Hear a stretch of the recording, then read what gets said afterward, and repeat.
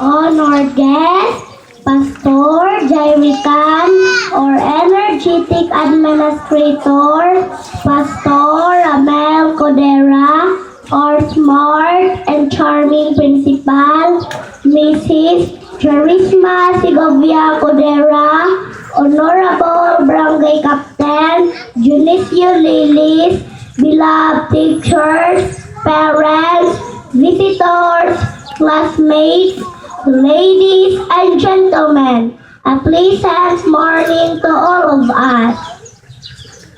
We are gathered here to witness this once a year promotional and commencement exercise, an event which marks the end of a 10-month routine of going to school every day.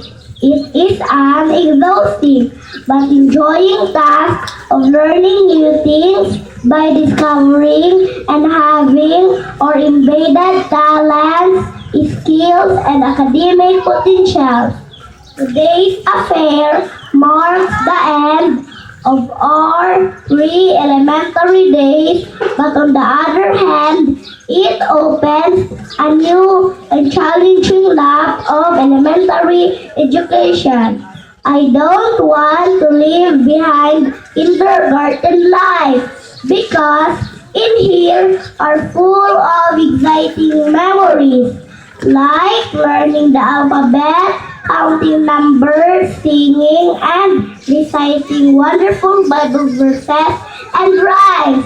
But growth is inevitable. We need to move on the next level of learning. Allow me to share with you two verses from the book of Proverbs of Holy Bible. How much better it is to get wisdom than gold, and to get understanding rather to be chosen than silver.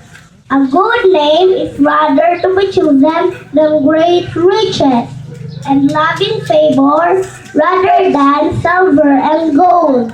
With love and joy in our hearts, we salute you all and welcome to this significant celebration.